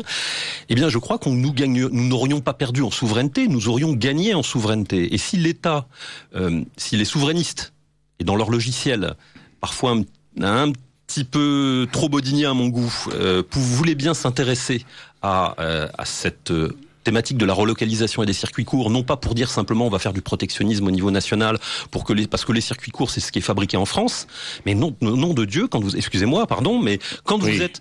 êtes à Nice, vous êtes beaucoup plus proche de Gênes que de Lille.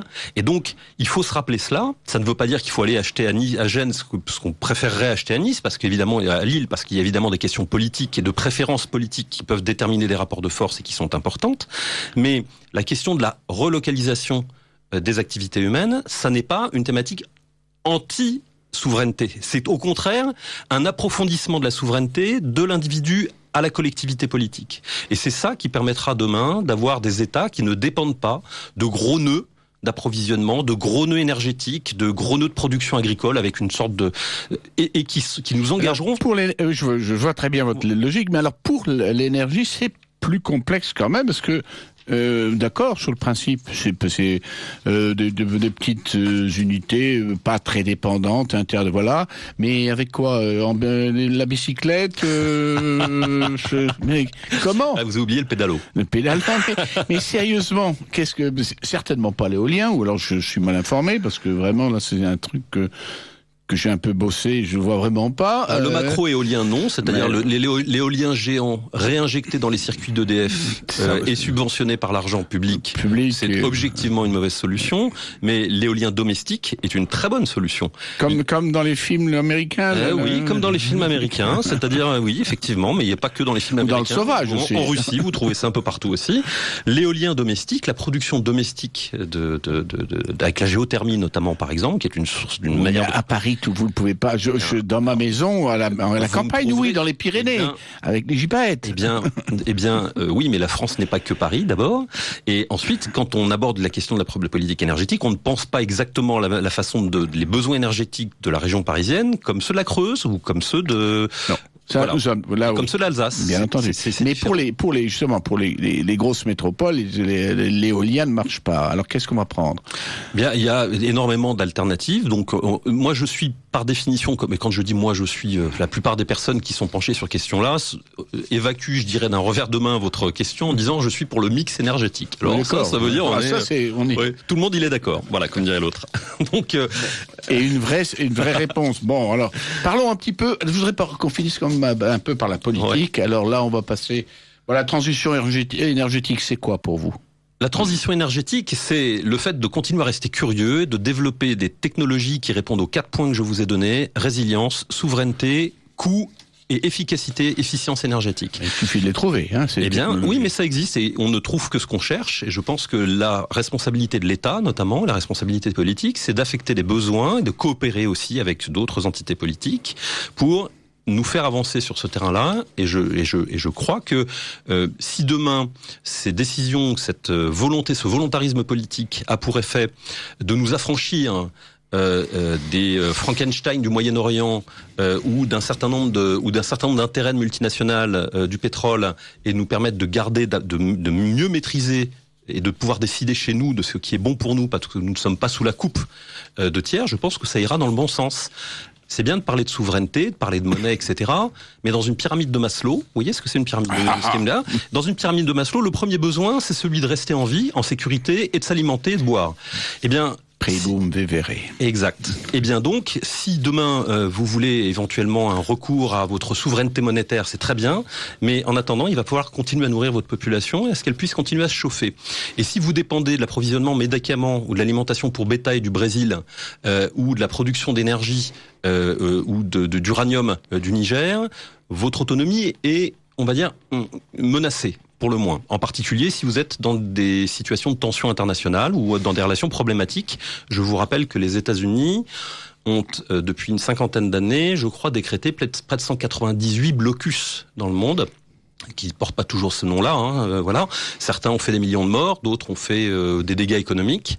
Mais je tiens simplement à rappeler que le monde n'est pas rose autour de nous et que la première étape de la souveraineté, c'est la maîtrise et la possibilité pour chacun de pouvoir décider chez lui, produire pour soi ce dont il a besoin et de pouvoir assurer sa propre sécurité et satisfaire ses propres besoins en énergie notamment. Très bien, je constate qu'on n'aura pas parlé d'ITER. Alors, Désolé. Je sais, l'ITER, c'est une laboratoire expérimental de la fusion en froid qui nous permettrait d'avoir tant et plus d'énergie. D'ailleurs, qu'on serait forcé de gaspiller, d'ailleurs, mais ça, c'est autre chose. Un petit point sur l'énergie. La question que nous avons posée tout à l'heure en échangeant, c'était la question du stockage de l'énergie. Évidemment, là, la question de l'hydrogène est fondamentale. Il y a notamment de l'hydrogène, mais on pourrait faire aussi allusion à des sociétés qui sont en train de mettre en place aujourd'hui, les Allemands l'ont fait. Nous faisons des progrès, enfin des grosses entreprises font des progrès considérables dans le stockage de l'énergie. Et donc demain, on peut parfaitement imaginer disposer d'unités de production d'énergie locale parce qu'on nous disposerons de la possibilité de stocker l'énergie en grosse quantité localement, y compris au niveau domestique. Et je crois que c'est parce que des stockages d'énergie importants, ça se fait déjà par toutes sortes d'astuces, notamment l'hydraulique. Vous montez de l'eau dans un et vous le descendez. Bon, ça c'est du stockage. Oui. Bon, donc, mais c'est vrai que au niveau domestique, c'est intéressant, c'est clair. Bon, maintenant on va parler un peu politique. Si vous voulez. On va parler un peu politique puisqu'on va parler souveraineté et la souveraineté c'est bien, l'identité c'est bien. Est-ce que les élections régionales c'est bien? Est-ce que les élections régionales, c'est bien? Bien. Est-ce que ça donne des bons résultats? Est-ce que vous êtes content? Oui, je suis content. Oui, bien sûr. Mais de quoi? Vous êtes content que le Parti socialiste ait bien résisté avec ses 23%? Non, je pense que je veux pas rentrer dans les détails. Il y a encore des gens qui votent selon des logiques qui m'échappent parfois, évidemment, ou que je comprends que trop bien, malheureusement. Mais non, je pense que ce qu'on peut tirer comme enseignement de ces élections régionales, c'est que c'est en train de craquer de toutes parts. J'observe aussi que c'est dans les endroits où la tension est la plus brutale, où la situation est la plus alarmante et la plus invraisemblable d'ailleurs, je pense à Calais notamment, c'est dans ces endroits évidemment où le Front National est arrivé en tête. Et c'est normal, c'est toujours normal. On en revient d'abord survir. Là, je serais calaisien, je pense, pourquoi y a-t-il pas 100% Front National? C'est une bonne question. C'est une bonne question, c'est tout simplement parce qu'il y a des gens qui ne veulent pas voir la réalité. C'est-à-dire, ça ne sert à rien d'essayer de convaincre quelqu'un qui ne veut pas être convaincu. Donc je crois qu'il y a simplement des rapports de force qui sont en train d'évoluer. Marine Le Pen a un positionnement politique, un recentrage politique, entre guillemets dans l'image, qui lui offre objectivement un périmètre et une possibilité de croissance assez importante. Elle n'est pas concurrencée sur sa droite, c'est-à-dire ce qu'elle perd sur sa droite n'est pas récupéré par quelqu'un d'autre pour l'instant. Je dis bien pour l'instant. Bon, que ça dure, mais c'est une question. Et l'évolution, les résultats sont absolument fantastiques. Enfin, je crois que moi je suis très très heureux de ces résultats. Je pense vraiment il faut que je rappelle pour les auditeurs qui l'auraient oublié que vous avez été un moment au Front National en 2011. Vous êtes même rentré au bureau politique et puis vous êtes parti de votre propre mouvement en expliquant que c'était difficile d'avoir un débat au Front National. Oui, c'est toujours vrai d'ailleurs. D'après ce que je sais, ça s'est pas beaucoup arrangé. Justement, de ce côté-là. J'avais failli inviter Choprade pour que vous discutiez de cette question. Oui, on se connaît. Il y a beaucoup de journalistes ont fait un parallèle entre son départ et le mien, évidemment. Peu importe, je dirais. Oui, on n'est pas là du tout pour critiquer le Front, mais pour essayer de comprendre ce qui se passe en ce moment. Moi je mets à part, je dirais, mon apport à la politique, ce que je peux apporter moi-même là où je suis avec mes moyens et dans le mouvement qui existe et la situation politique nationale qui n'a rien à voir. Donc je suis très heureux de ces résultats. Je pense et j'espère que c'est le cas de la majorité des gens qui nous écoutent. Je pense que au pire, cette situation aura pour effet de secouer le cocotier considérablement et de débloquer ce qui aujourd'hui nous est annoncé. C'est une mort tiède. Et une chose est sûre, c'est que petit à petit, la situation est en train d'évoluer très vite sur le plan politique. Tout est encore possible, je pense. Et même si je suis d'un naturel plutôt pessimiste, je pense que nous devons faire tout ce que nous pouvons pour que ce séisme, les ondes de ce séisme se propagent encore bien plus loin et que je dirais l'alternance, la grande alternance politique puisse se faire. Et vous pensez que la grande alternance politique peut se faire avant que le point de non-retour du grand remplacement soit fait? C'est une bonne question. C'est une bonne question. Je ne crois pas. Pour être très franc avec vous, je vois d'un très bon œil l'évolution des résultats du Front National, mais je sais que le problème principal qui va se poser, c'est effectivement celui des équilibres, des gros équilibres humains dans la société française, et qu'à un moment, on pourra pas régler ces problèmes-là dans une politique assimilationniste. Je n'y crois pas. Donc je ne suis pas assimilationniste. Je pense que le but que doit poursuivre le politique qui voudrait régler ces questions, c'est la remigration. Une remigration qui ne doit pas s'interpréter sommairement comme foutons-les tous dans un bateau et à la mer et repartez d'où vous venez, mais par une politique qui devra se déployer sur une trentaine ou une quarantaine d'années. Donc je pense qu'il y a des politiques remigrationnistes à mettre en place qui sont parfaitement conformes à la tradition diplomatique gaulienne. Pardon pour les gens, je parle de la tradition politique traditionnelle de la France en direction des pays arabes. Je pense qu'il y a une vraie politique, une vraie diplomatie d'alternance à mettre en place pour organiser cette remigration, qu'il y a des mesures à prendre, par exemple la communautarisation des systèmes sociaux, qui permettrait notamment, par exemple, de faire financer par les populations, par les communautés de population d'origine étrangère, des infrastructures dans leur propre pays et de pouvoir faciliter leur retour au pays. Donc je pense qu'il y a énormément de choses, il y a plein d'idées pour demain faire autre chose. Donc concrètement, techniquement, la remigration est possible, voilà. Oui, mais une chose est sûre, c'est que le logiciel, entre guillemets, remigration, n'est pas compatible avec la politique électorale, avec les contraintes de la politique électorale actuelle. Ça veut dire que celui qui parlera de ça pendant une élection, il est mort. Vous ne pouvez pas gagner aux élections présidentielles, régionales, ce que vous voulez en parlant de remigration. Donc, il faut simplement savoir que c'est de toute façon la seule destination possible pour régler les problèmes qui ont été posés, que ça ne se résoudra pas en 5 ans, mais probablement sur au moins 2 ou 3 décennies, avec donc il faudra pour ça donc un renouvellement, une constance politique et la possibilité de la faire appliquer sur une période longue. Et là, c'est un petit peu le problème de l'alternance politique perpétuelle en France, le calendrier politique qui est pas très pratique pour ça. Mais c'est la seule alternative que nous ayons, sinon ce qui se passera, c'est probablement donc il faut se faire la léopardisation du territoire français. Il faut se faire élire sur une thématique douce et une fois qu'on est au pouvoir, utiliser une politique dure. Je ne sais pas si c'est une politique dure. Je crois qu'il ne faut pas parler aux électeurs de choses qu'ils ne veulent pas entendre ou ne souhaitent pas comprendre. Donc je pense qu'il faut... À la majorité des électeurs, parce que vous avez 20% des Français qui sont tout à fait acquis. Je sais, mais vous ne gagnez pas, vous ne devenez pas majoritaire avec 20%. Non, donc bien entendu. Il faut, je pense que la ligne suivie par Marine Le Pen, même si je lui trouve des défauts, est la seule ligne possible. Actuellement pour devenir majoritaire, c'est en tout cas l'objectif à court terme. Ensuite, on verra bien. Mais je suis très pessimiste, c'est-à-dire je crois que malheureusement, nous avons franchi le point de non-retour. Je pense que des déstabilisations sociales, économiques et sociales majeures s'annoncent dans les années à venir. J'ai 4 enfants.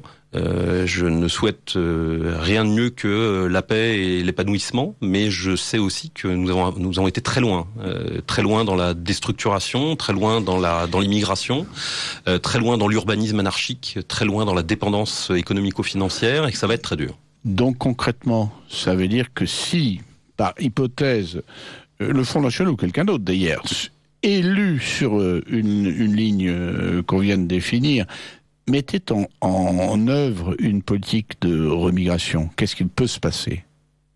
Il faut aller chercher... Tout est question de communication. C'est-à-dire vous ne pouvez, dans le monde dans lequel nous vivons... Vous ne pouvez pas engager, la première chose, le premier critère, ce sera celui de le premier problème qui va se poser à Marine Le Pen, c'est celui de la stabilité du pays. Voilà.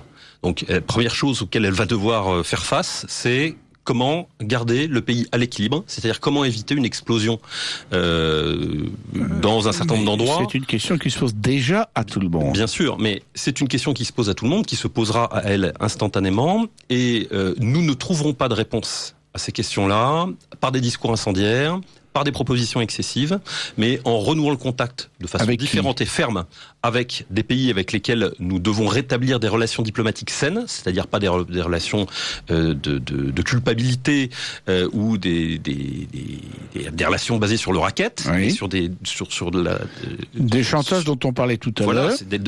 Une relation, je dirais, de contrepartie, de réciprocité. On parle toujours de réciprocité, bien entendu. Diplomatie réciproque. Donc, ça serait, allez, je vais pas en 10 minutes, je vais pas vous faire le tableau de ce que devrait faire Marine Le Pen si elle était au pouvoir. Non, ça veut dire retrouver une indépendance, d'abord une indépendance diplomatique. La première chose, ça sera de s'assurer de pouvoir maintenir les équilibres. Donc les trois premiers étages de la pyramide de Maslow: sécurité, Indépendance, c'est-à-dire capacité de continuer à satisfaire ses besoins énergétiques, de nourrir sa population et d'assurer la sécurité de la population. Voilà. On va se retrouver avec des contraintes extrêmement terre à terre, territoire, ressources, reproduction. Mais ça, c'est vis-à-vis de l'extérieur. Mais vis-à-vis de l'intérieur, il y a d'autres contraintes qui vont être extrêmement rapides. Notamment, prenons le cas des médias, prenons le cas de la justice, oui. Prenons le cas finalement de tous les corps intermédiaires qui vont normalement, tels qu'ils sont formatés, bloquer toute velléité de solution. Il y a un risque, mais je pense qu'il y a aussi des solutions. Je pense que, par exemple, il y a des solutions, mais la base à la base de toute cette solution, c'est la capacité qu'aura. Et ça, c'est pas une question de communication, ni pas une question de coup de menton, c'est une question de compétence profonde et d'intelligence politique. C'est la capacité que devra avoir Marine Le Pen de mobiliser des compétences. Mobiliser des compétences. Et ça, c'est un vrai souci. Il y en a beaucoup. Oui. Mais vous savez aussi qu'il y a beaucoup de freins, honnêtement, dans le système tel qu'il est conçu. Il y en a partout. Mais il y a aussi peut-être des énergies qui sont anesthésiées, des personnes désespérées depuis des années, des dizaines d'années parfois, et qui ne demandent qu'à mettre leur énergie, leurs compétences au service de la population, au service des autres. Je crois que la caractéristique de notre système, on nous a jamais autant parlé d'ouverture et de dialogue qu'aujourd'hui. La caractéristique de notre système, c'est que précisément, il isole. Il n'y a pas de débat. Il n'y a pas de débat. Les gens sont isolés, ils sont malheureux, ils sont tristes et ils sont stressés, ils sont déprimés. Je crois qu'un espoir, et l'espoir en politique, c'est fondamental, qu'il soit légitime ou non, parce qu'on peut parfois espérer pour quelque chose qui ne... Voilà. L'espoir peut libérer énormément d'énergie, et peut-être, je le pense en tout cas... Modifier les rapports de force. Modifier considérablement les rapports de force. Parce qu'actuellement, on peut se demander si on n'est pas dans une guerre civile à froid, où les gens qui sont organisés en minorité agissante sont nettement plus forts que les autres. Quand vous dites qu'il y a des gens qui sont désespérés, qui ne disent plus rien, c'est vrai.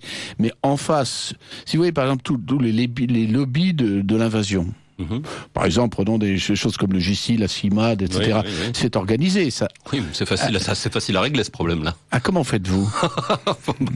Alors allez-y, je vous écoute. Non, mais je peux pas. Non, je suis pas en situation.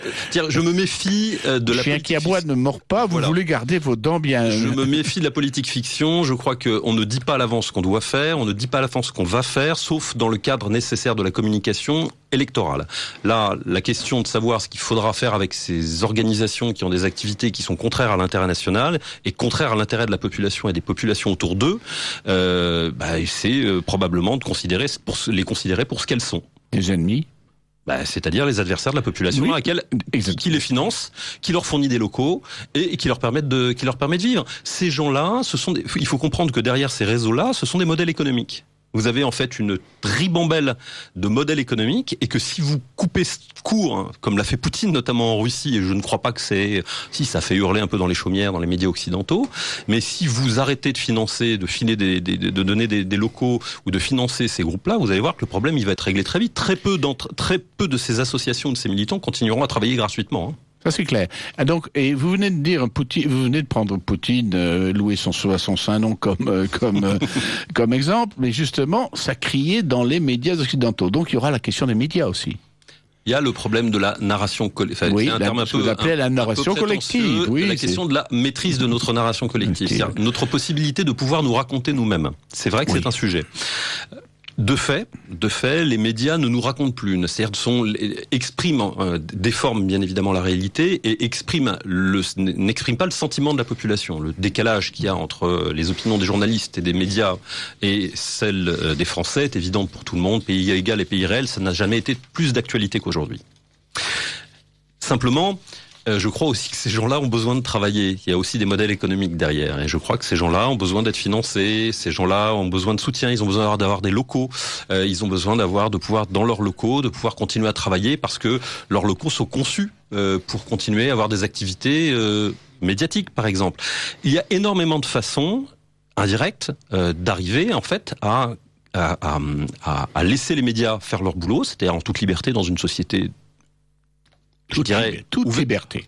Démocratique. Surveiller différemment la liberté. Mais en tout cas, de ne pas laisser la presse d'opinion, ça me paraît indispensable, mais ne pas, que cette presse-là ne bénéficie pas de l'argent public, que cette presse-là ne bénéficie pas de l'argent de la collectivité parce qu'elle en a besoin ailleurs.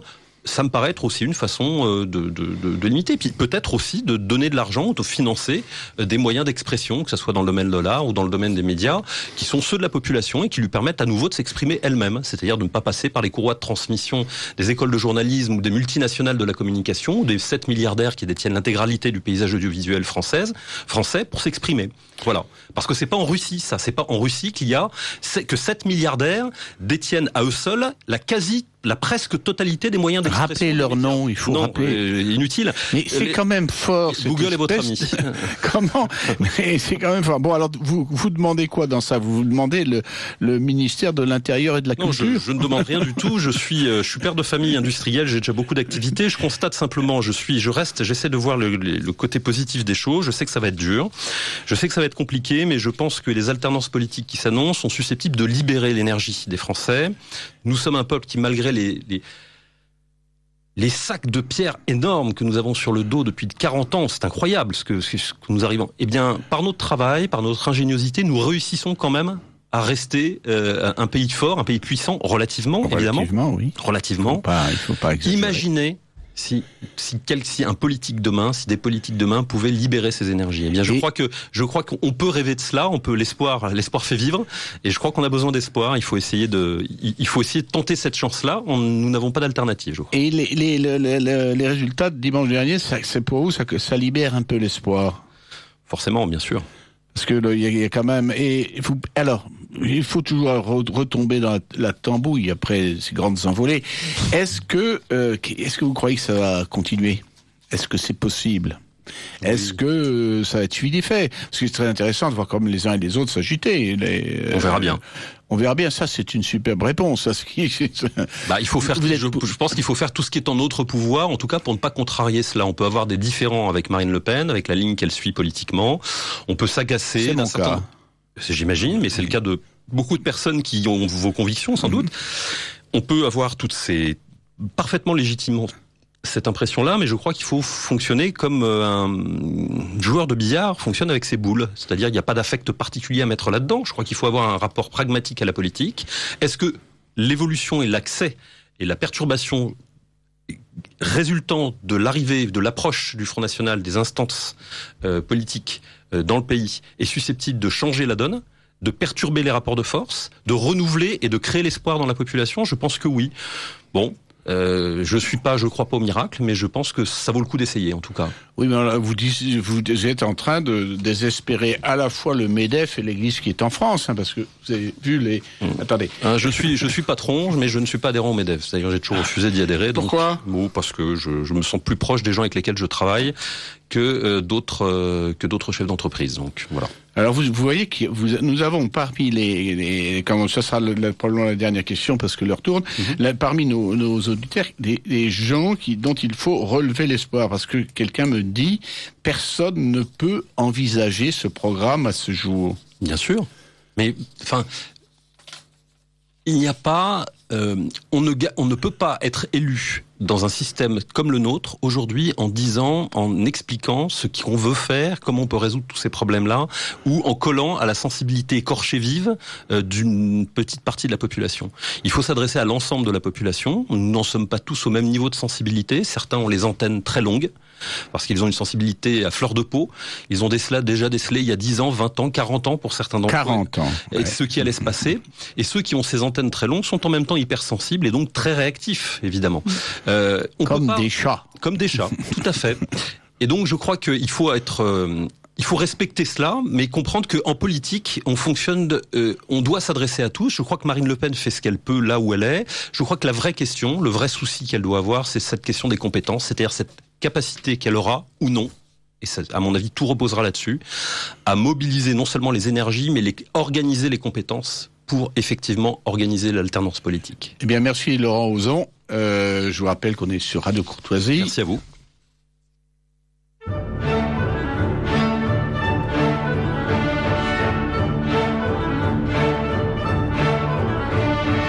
Voici un message de Jean Cluzel de l'Institut. Ici Jean Cluzel, Académie des sciences morales et politiques, heureux de venir apporter mon soutien à Radio Courtoisie. Nous savons en effet que Les médias peuvent être détentrices de pouvoir, mais nous voulons qu'elles soient porteuses d'avenir, et c'est bien une définition de radio-courtoisie. Qu'il s'agisse d'un effort personnel ou d'un effort collectif, l'avenir d'une société dépend toujours des hommes et des femmes qui ont le courage de tailler leur chemin envers et contre tout. Car un homme courageux éveille le courage de ceux qui ont peur, un homme vrai éveille le goût de la vérité chez ceux qui la recherchent. Il en est de même pour les médias et tout particulièrement de Radio Courtoisie.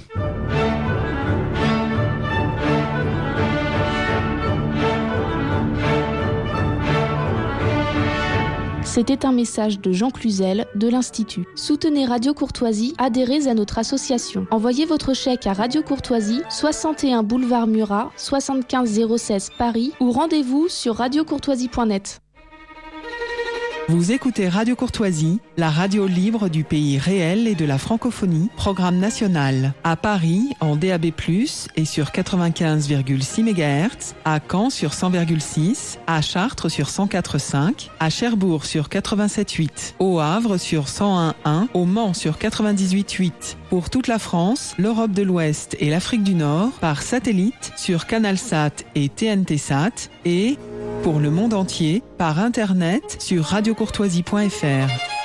Votre antenne, c'est Radio Courtoisie. À 21h tout à l'heure, le bulletin de réinformation. À 21h30 et en direct, le libre journal de la nuit des débats, dirigé par Benjamin Blanchard. Et puis à 23h, les nuits musicales en compagnie de Benoît, chant religieux polyphonique avec la messe pour Saint-Antoine le Grand de Guillaume Dufay. Et puis tout de suite et en direct, la seconde partie du libre journal de la résistance française d'aujourd'hui, dirigé par